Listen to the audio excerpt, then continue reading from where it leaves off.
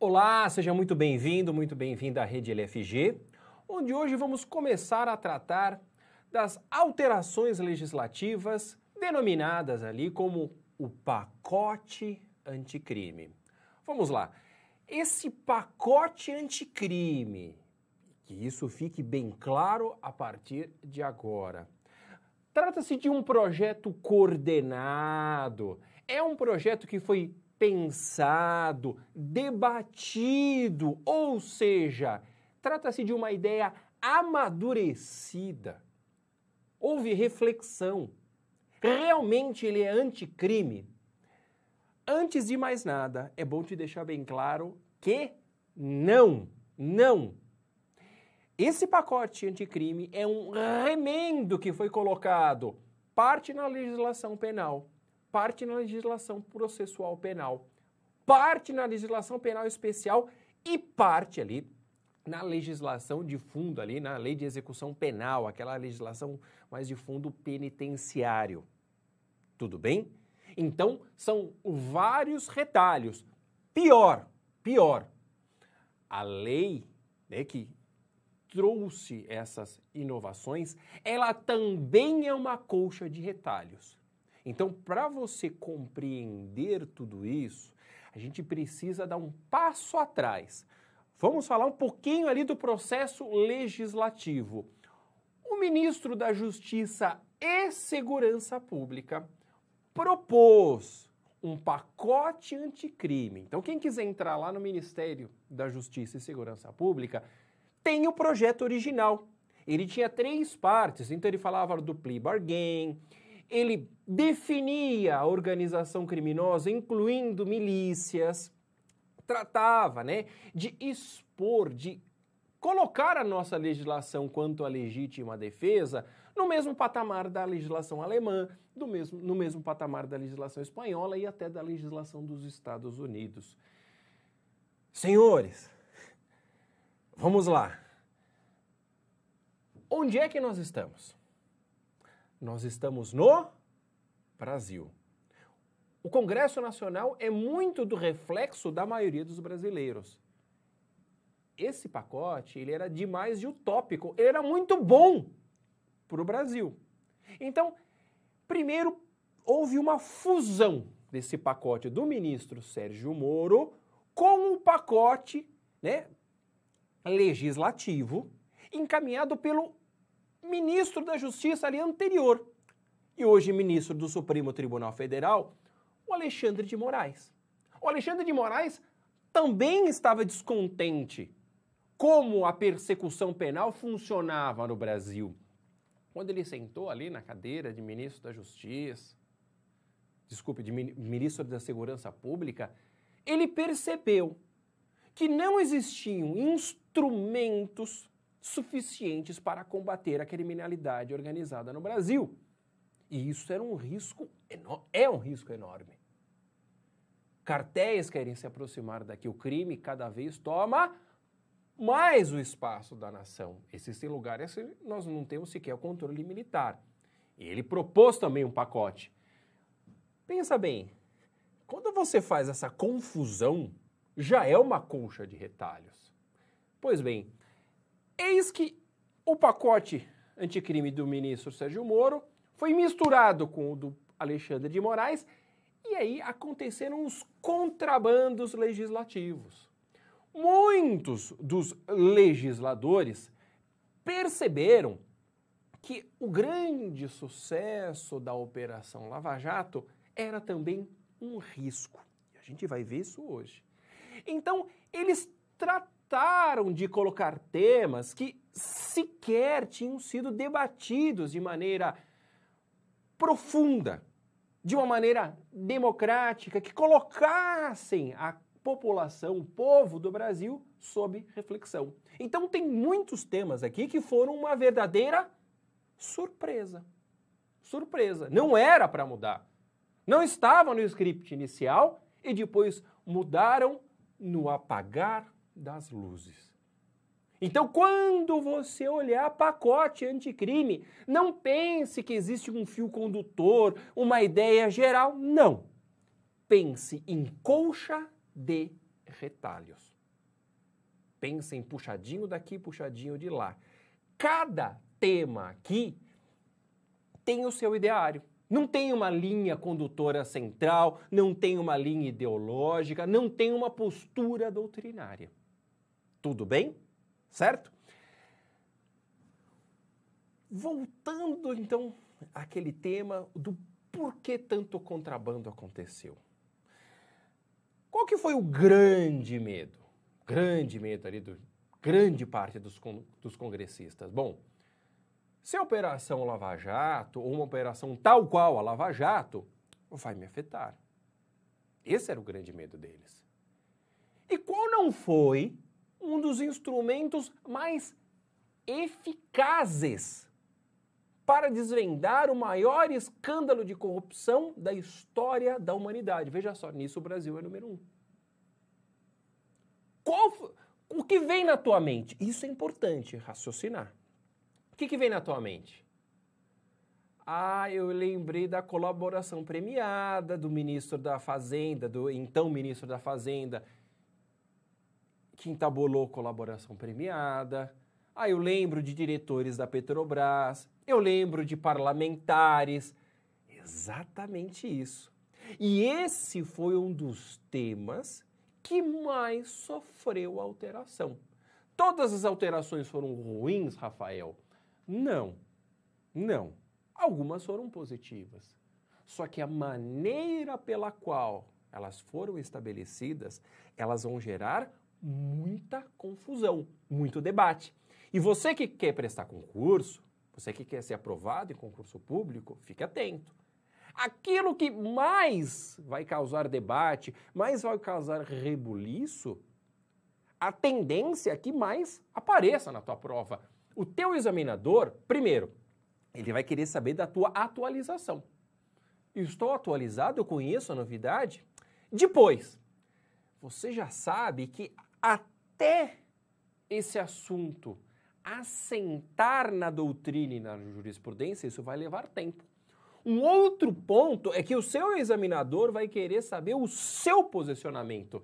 Se ele está alinhado, se ele está de acordo com a instituição, né, para a qual você faz concurso público.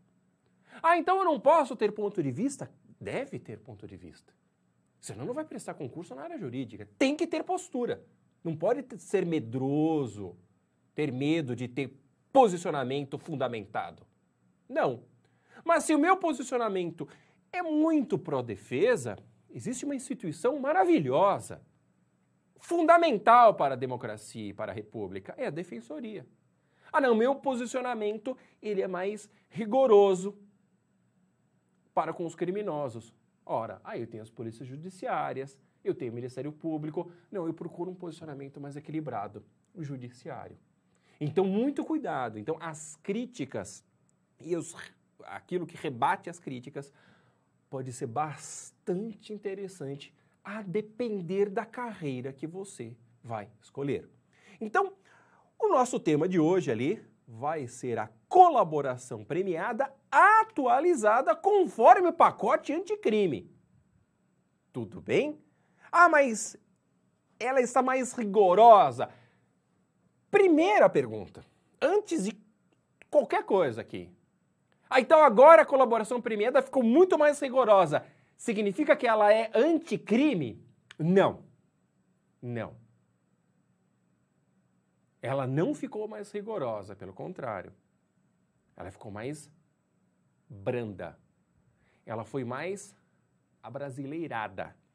Como assim abrasileirada? Então isso é importante. Não dá para falar só da modificação pontual. A gente precisa compreender o contexto da colaboração premiada. Vamos lá.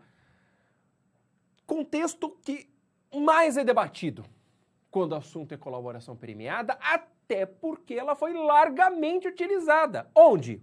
Vamos dar uma olhada aqui, ó. Onde a colaboração premiada mais apareceu? Na Operação Lava Jato.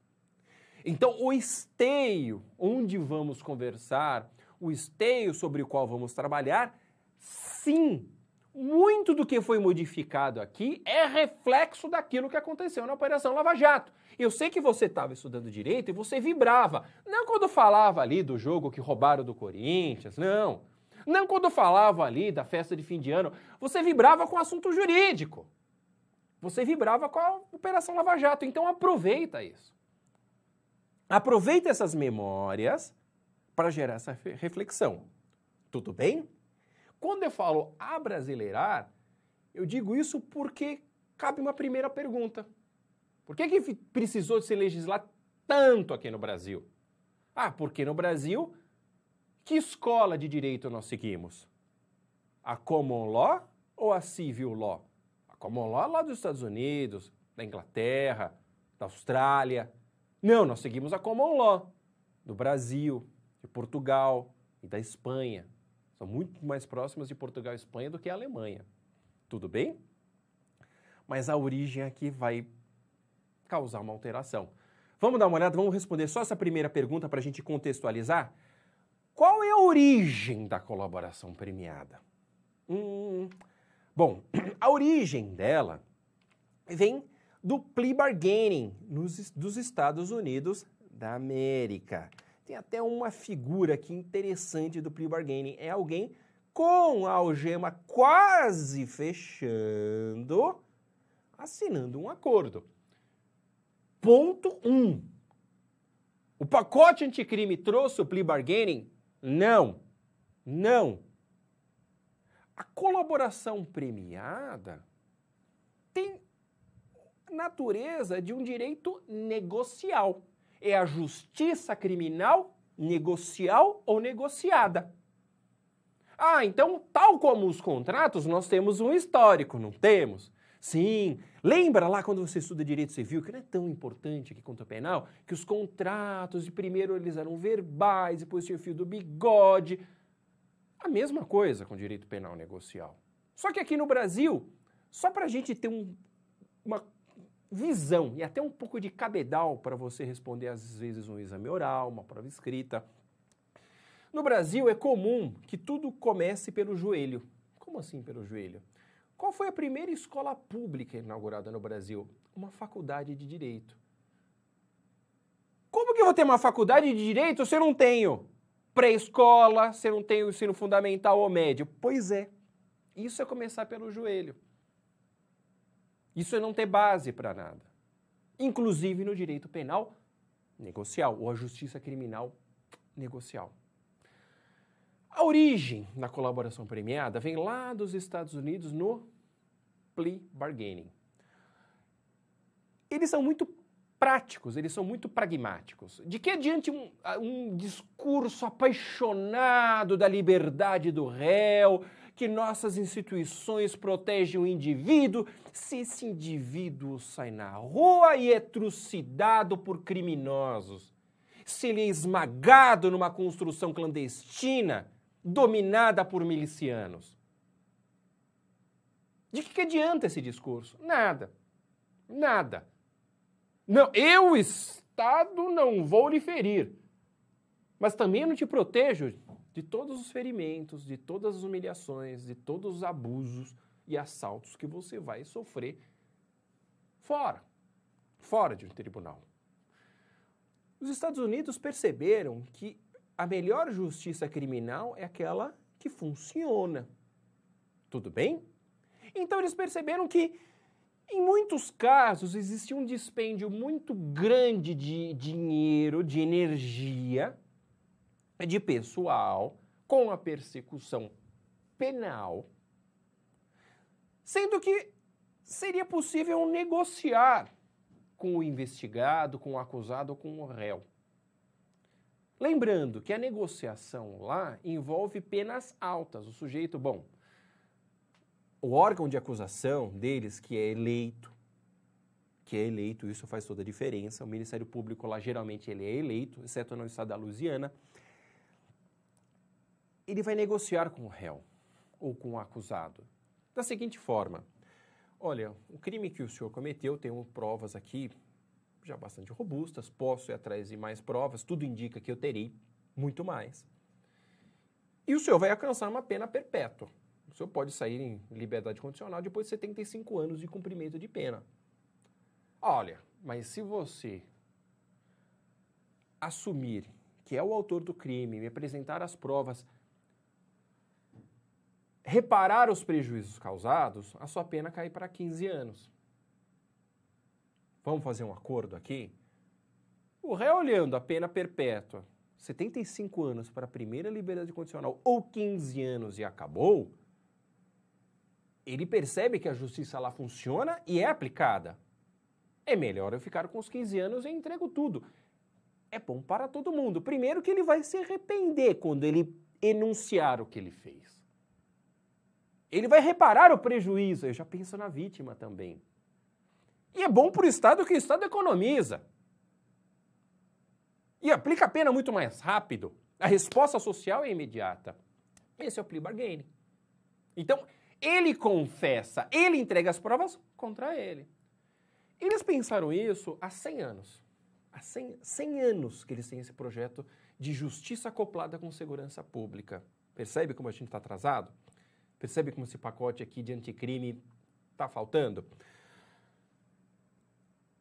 Quando Chicago começou a ser atacada ali pelos mafiosos, né, pelo Al Capone, eles perceberam que só o plea bargaining não funcionava. Porque geralmente os instrumentos de persecução penal, eles enxergam aqueles criminosos que sujam as mãos.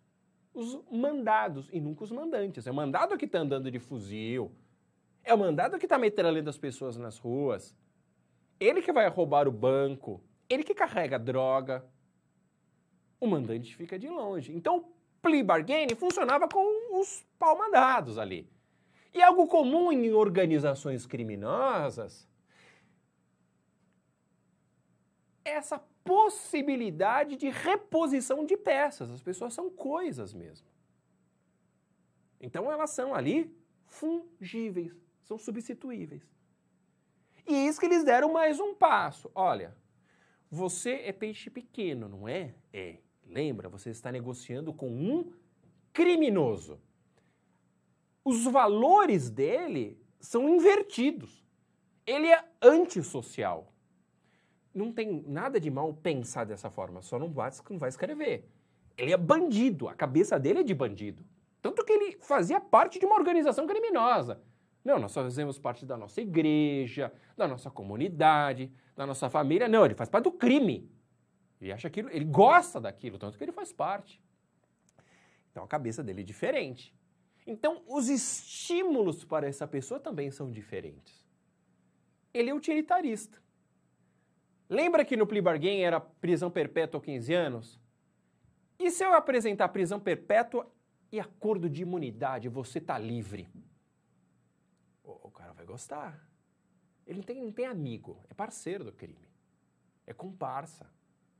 Não tem aquela relação de amizade, de fidelidade, de ser fiel àquela pessoa. Não.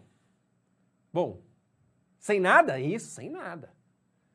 Só que aí você tem que me entregar àqueles que estão no alto escalão. Não basta você confessar o seu crime, você precisa apontar quem são os mandantes, onde estão, onde está o dinheiro.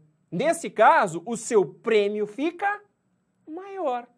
Essa hiperconfissão, essa confissão qualificada, que é a colaboração premiada, que foi uma evolução natural do plea bargaining. Tudo bem? Certo? Então, essa justiça premial, justiça penal, justiça criminal, negocial ou negociada. É disso que nós estamos falando. E é isso que vem a ser abrasileirado, principalmente com o pacote anticrime. Mas vamos lá. Se esse pacote anticrime veio a restringir a colaboração premiada, por que nós não erradicamos de vez? Por que a gente não volta para a bagunça anterior? Que podia desviar da Petrobras, podia comprar emenda de reeleição, podia desviar. Quem é um pouco mais antigo, ou pergunta para quem é mais antigo, pergunta como que era o governo Sarney no Brasil. Por que a gente não volta naquela bagunça? Porque naquela bagunça tinha hiperinflação. O Brasil era um país muito mais limitado do que é hoje. E o Brasil conseguiu esse patamar um pouco melhor no cenário internacional devido a tratados internacionais que o Brasil obrigou-se a seguir. O Brasil ratificou esses tratados internacionais. E eu tenho aqui 3 tratados internacionais muito importantes que o Brasil é signatário e eles praticamente nos obrigam a termos a colaboração premiada aqui. Então não dava para extinguir, então a gente precisa só ter um complicador. A Convenção de Palermo, né, que é a Convenção, né, das Nações Unidas contra o Crime Organizado, tem essa previsão. A Convenção de Mérida também, no seio das Nações Unidas, que trata do combate à corrupção, né? E a Convenção de Barbados, né, que aí é um tratado que ele já foi entabulado no âmbito da Organização dos Estados Americanos e ele traz ali uma miríade, né, ele faz menção a uma miríade, a vários tratados internacionais no âmbito do combate ao terrorismo. Então não dá para rasgar, não dá para voltar atrás, vamos ter que conviver com ela, tudo bem? Então, já que teremos a colaboração premiada aqui, vamos pegar um conceito do que é essa colaboração premiada, porque isso vai ajudar bastante, né, a interpretar o pacote anticrime. Vamos lá? O conceito que eu trouxe aqui, que é um dos pais da Operação Lava Jato, né, o professor Márcio Adriano Anselmo, né, é um delegado de Polícia Federal e que iniciou ali, deu toda a estrutura para a Operação Lava Jato. É um meio de obtenção de prova. Por que é meio de obtenção de prova? A colaboração premiada, por si só, não prova nada. Ela aponta um caminho para a construção da prova. Regulado por lei, logo estamos na civil law, certo? Que implica em uma confissão, uma hiperconfissão, por quê? Porque se estende a coautores e partícipes. O colaborador não tem direito ao silêncio e, por outro lado, ele tem lá a perspectiva premial, o recebimento de benefícios por parte do Estado. Alto lá, alto lá. A gente fala muito de Lava Jato e cuidado para não ter essa confusão. Não existia colaboração premiada? Existia. Existia sim. Quando a gente lembra da Lava Jato, a gente lembra de um tal de doleiro, né? Um tal de Alberto Youssef. O que esse Youssef, né, fazia? Por que ele já era conhecido? Dá uma olhada aqui. Em dezembro de 2003, aconteceu uma operação da Polícia Federal e o delator foi o Alberto Youssef. Então não é uma novidade a colaboração premiada. Isso aqui é fundamental. Por que não é uma novidade e por que a gente não via falar tanto de colaboração premiada? Porque ela não funcionava. Ela era por demais e burocrática e os prêmios eram muito pequenos. De modo que essas pessoas não tinham lá o estímulo e nem o controle para colaborar. Tudo bem? Tranquilo isso? Feita essa introdução, tendo tudo isso em mente, agora sim a gente pode dar o próximo passo e encarar essa mudança brutal da legislação. E se você já pegou o livro de doutrina, você já percebe. Os doutrinadores não estão enfrentando o tema, mas nós vamos enfrentar sim. Bons estudos e até a próxima!